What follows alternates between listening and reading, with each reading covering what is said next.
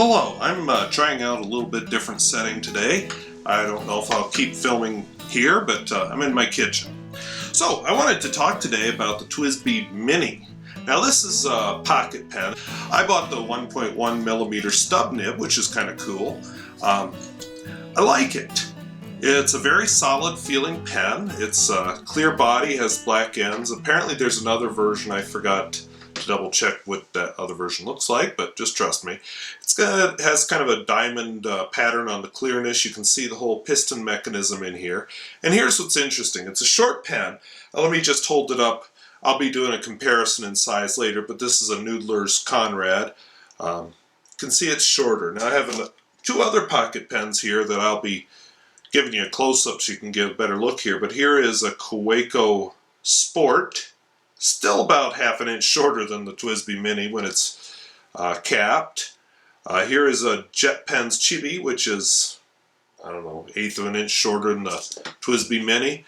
But anywho, I really like it. Now, when you unscrew the cap, because yes, it's a screw cap, the filling mechanism is a lot like the TWSBI 580. It's a piston, and you can, the unit here will screw into the diamond inkwell, which I've forgotten its name.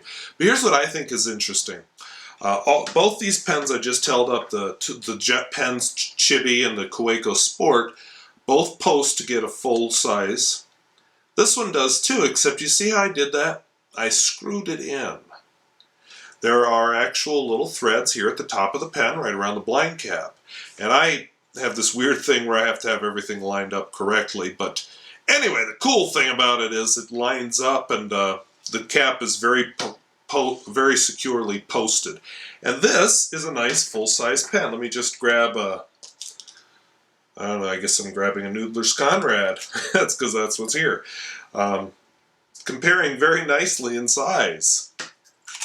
And girth, I mean, this is a very comfortable pen to write with. Now, I don't typically write with my pens posted, but without it posted, it's not a very comfortable pen. But it just feels right when it's posted. You know, some of the other pens, the Kaweco Sport, kind of has the same deal going on. It's a more slender pen than the TWSBI, so I actually like that fact about the TWSBI a lot better because it just has the right girth. But it's very comparable to the Kaweco Sport when you post them. So overall, I'm very pleased with it. I really like the writing experience. I really like the filling mechanism. I like the thoughtful details.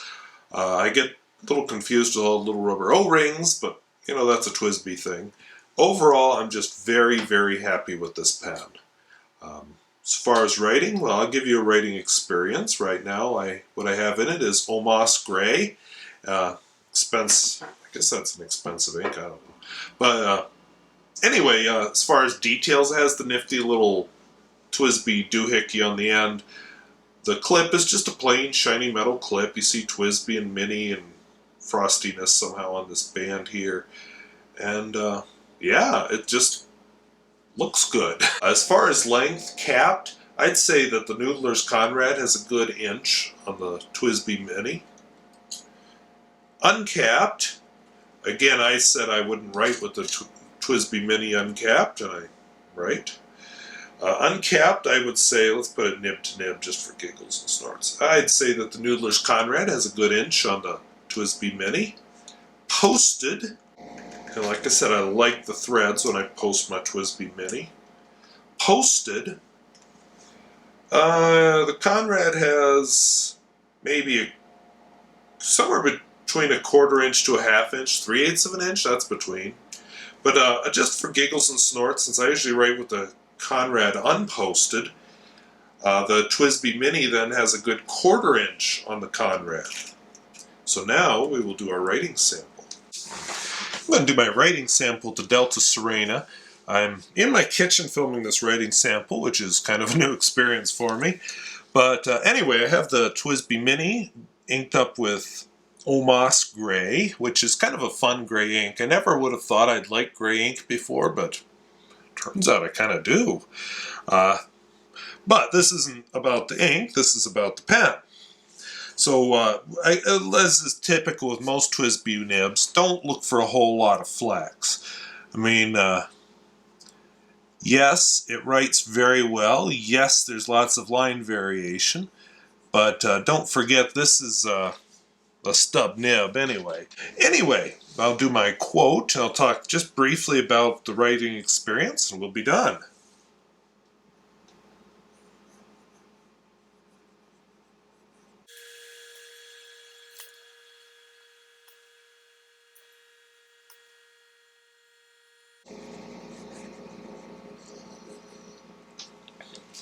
Alright, so the writing with this pen is pretty smooth. That's what I've always heard about TWSBI pens anyway, that they're just very smooth writers, and this is no exception to that.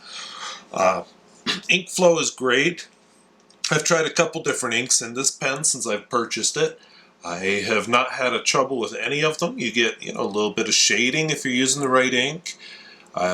This ink has some shading, which you can see there. I just really happy with it. It fits nicely in the pocket. It feels a little bit more substantial than some of the other pocket pens I've used. Ink tends not to dry up even after several days of no use. It will start right up right away. This pen, you didn't see it, but I was writing with this pen this morning. But prior to this morning, it had actually been since, well, Sunday, and today's Thursday. I would say Sunday must have been the last time I wrote with this pen. Started right up this morning. So, yeah, this is a pen I would buy again. If you're looking for a nice, substantial pocket pen, this is a good one. I hope this was useful, and we'll see you later.